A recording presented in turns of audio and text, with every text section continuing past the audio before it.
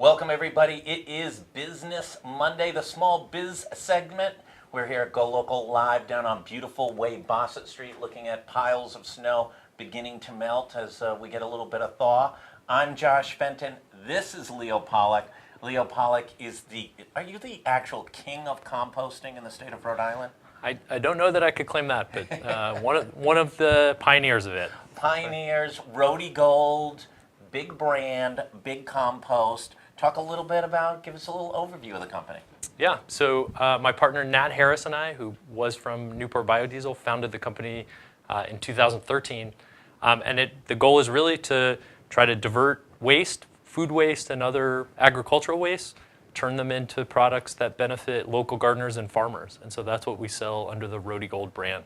And talk about, what was the genesis? You're sitting around, it's late one night at a local watering hole, and you're saying, you know what, I don't think there's enough composting going on. It was one of those, there are moments where I've been standing in knee-deep in food waste and thinking, why did I get myself into this? But no, it actually came, my background was really in agriculture, urban agriculture, so teaching people how to grow food in the city. Yep. My partner, as I mentioned, had really been involved in waste to energy. And so we recognize, Rhode Island has a waste problem, and we're seeing this rise in agriculture and local food. And we thought if we could, really move forward with a company that was turning that waste into products that had value and were benefiting local food production, whether it's in the city or in rural areas, that there was a really business opportunity there. So we really do have a waste problem, and it doesn't really, shame on the media like GoLocal, doesn't cover it enough. We have one landfill, Central primarily landfill. For the whole state, just about. There's a few little outlying exceptions to it. And it is a landfill that's been extended about 18 times past its life cycle. It is the tallest point in Rhode Island, and it's not getting any lower. And so we do have to develop strategies for diverting waste and obviously recreating better usage rather than just burying it into giant piles, which may someday be a ski resort, but not in any of our lifetime. Talk about, how do you build a company like this? What's the product? How do you develop the product? And then what's the distribution structure? Yep. So, and Josh, you're totally right. We, with one central landfill, we feel like Rhode Island actually is sort of the perfect canary in the coal mine around waste. That Right. A significant portion of the waste going to the landfill is food waste or other waste that could be turned into something more valuable. Our business was really based on a service and a product. So the service was, sort of a customized waste hauling business that, we service food waste, which has its challenges around odor potential. Yeah. We try to do it in a really sort of clean, customer service oriented way. That waste gets processed. We manage a farm up in Smithfield. We produce really high quality aged compost, and then we can turn that compost also into different potting soils for different types of growing. And over the last 5, now going on 6 years, what's been your trajectory of growth? I mean, I'm sure month 1 was a couple bags of compost. What are you producing now? So we started the business literally with one truck on the road, crazy enough to think that would get us started. So we now have 3 trucks, 2 of which are on the road 7 days a week. They're customized, so we think we're doing really something innovative in this sector. Yeah. And then in terms of products, it broke my heart every time to see both gardeners and farmers buying soil from Vermont and Maine. And I just thought, strange way to look at it, but Rhode Island has great waste resources. We have a dense population, so a lot of food waste. We have kind of ocean and fish processing waste. We have a lot of different types of land-based agriculture, so different manures. And those together with things like wood chips, leaves, really can produce a nice balanced compost and potting soil. So that was really seeing, that opportunity that could we not have local growers and gardeners using stuff trucked from out of state. And the business has grown substantially since that first. And how are folks buying it? I understand you're probably selling, on a B2B strategy to the farmers, but how are you hitting consumers? How are they aware of this brand? How are they making a choice about you guys? Yep. So we definitely, so the bag products are available at a number of local nurseries, Shout them hardware out. stores. Give your Yeah. distribution channel. Where So- can I get some of this fine compost? So places like Cluck in Cranston, Sure. a number of Ace Hardware stores. Excellent. Bristol, Barrington, Portsmouth. Great. And then we're also carried at some of the independent kind of garden centers. So Right. and I would say if there's a nursery or garden center that you go to, and you don't see or you're seeing Coast of Maine products, tell them you want to see a local product in there. Demand you want to see Rhodey Gold at your local garden store to help support the local economy. Where do you guys go? How big can you get? What's the supply? How much can you process? What's the growth strategy over the next, you can't look out 5 years in anything in business anymore, but just the next 12 to 24 months. Yeah, so right now we're processing at the farm up in Smithfield, probably 4 to 5 tons a day. We'd like to double that. The goal, some of the material we collect is going to a partner farm up in Massachusetts. Right. So we're scaling up equipment to kind of meet that demand. Our goal is actually, kind of to do a different model than the traditional waste sector. So rather than one giant centralized facility, sound familiar? Yeah, absolutely. To really think about models that are decentralized, producing really quality product and selling it under one brand. So the last thing we want to see is a number of compost sites that are competing against each other for a small market. But that really feels like there's, for quality soil with those types of waste products integrated, we're seeing a lot of growth in home gardening, urban gardening, people wanting flower boxes, as well as kind of commercial agriculture.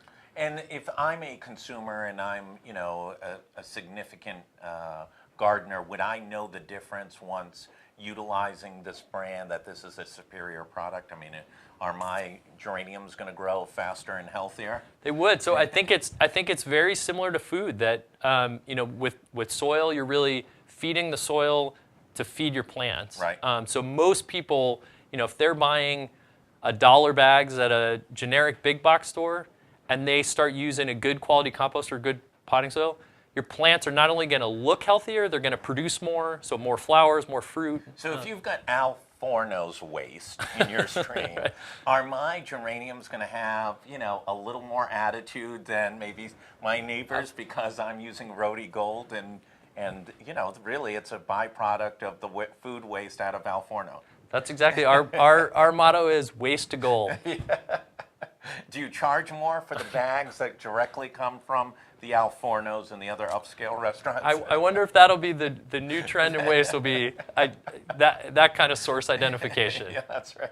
Right now it's all generically mixed, but it really is about broad inputs are going to really produce a better overall product. So EcoRI was on one day, and Joanne said we should do away with the recycling program because the participation for the amount of time, energy, and money, other than some affluent areas of good public radio listenership, the East Side, Barrington, and East Greenwich, the participation rate now 20 years later? It's 20 years later.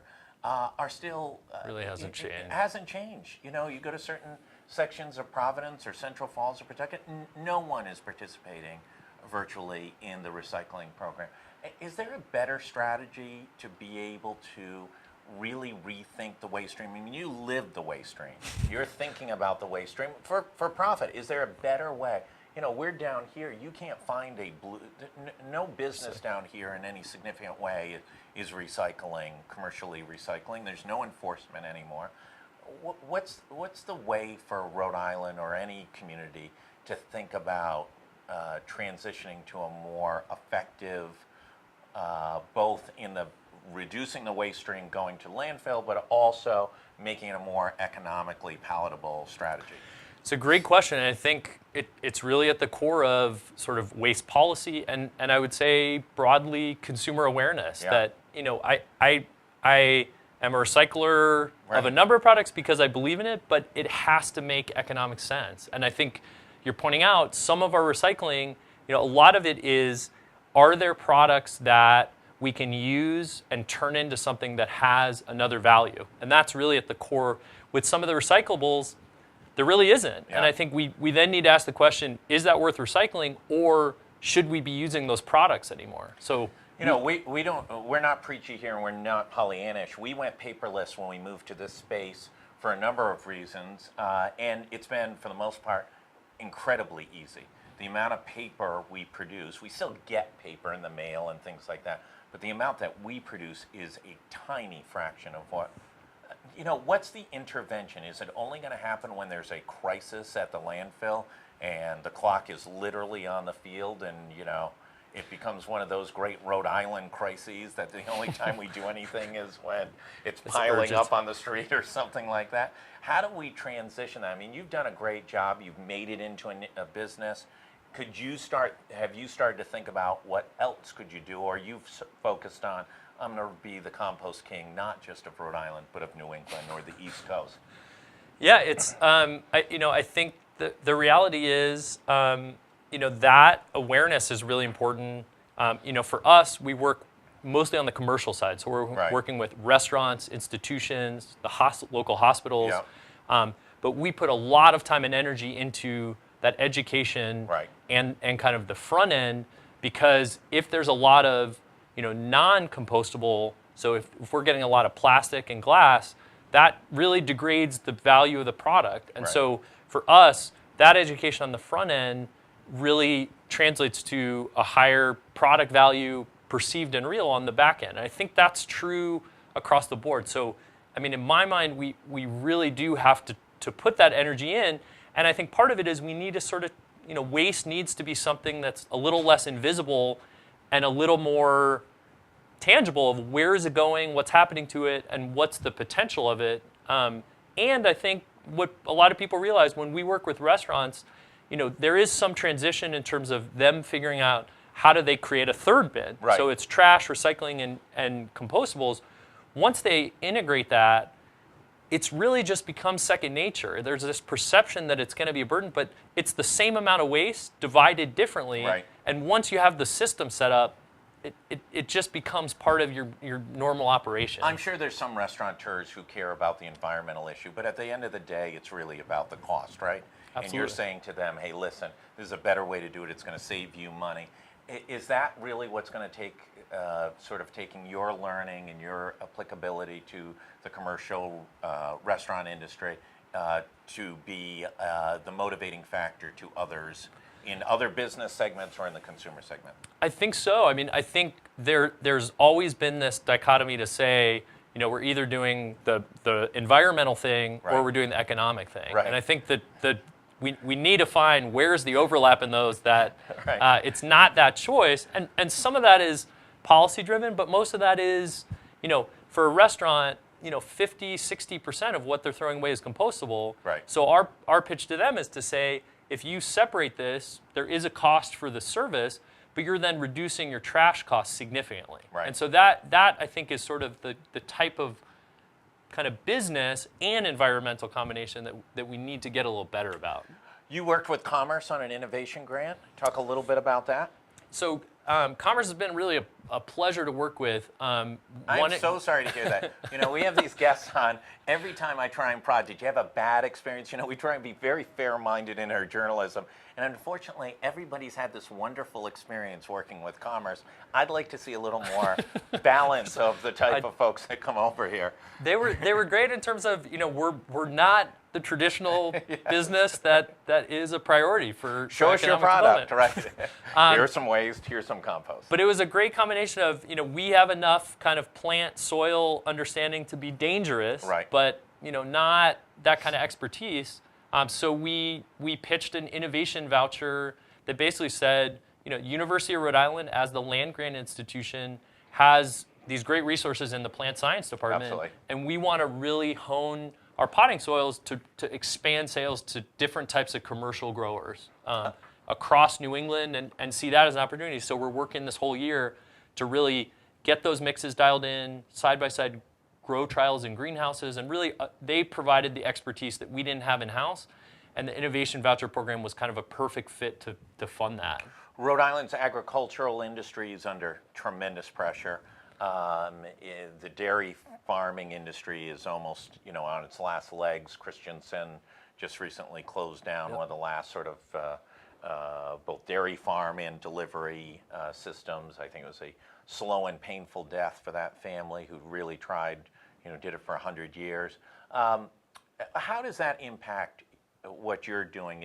Do you see it as, listen, we can sell it in bulk on the supply side to the agricultural industry as it develops and morphs and maybe changes to urban, but at the end of the day, this is going to be a consumer product that we ultimately... It's a great, I think what we're really seeing is a real shift in agriculture. Yeah. And what's hard is we don't want to lose some of those, especially family farms that have been around for generations. And that's on the flip side, we're also seeing a real rise in new and beginning farmers and young farmers. There's some issues around access to land and markets, but I think what we're trying to position this as is, they're kind of customized bulk products for different types of commercial growers, whether they're doing microgreens, some of those in old warehouses, or whether they're doing traditional greenhouse agriculture for transplant crops. But we see it as both, that if a farmer that is selling at the farmer's market is using this product in his or her greenhouse, that should be the same quality that a consumer could buy at a local nursery. Will you be developing a special line for the emerging marijuana industry here in Rhode Island? It is something Will that be Rhodey really gold? So we do have a product that we've been refining. It's called the Grow Master. The Grow Master, of course it is. So we'll wait and see if there's a legalization over the next few months. Leo, thank you so much for coming Josh, in it's been today. a pleasure. Really wildly interesting development of really a new business model, and congratulations on the success so far. We're going to be right back with Anthony Sanders, who's another entrepreneur doing some interesting things in Rhode Island. And then at 4 o'clock hour, we'll have the money man, Gary Sass, on for his weekly visit. We'll be right back in 2 minutes.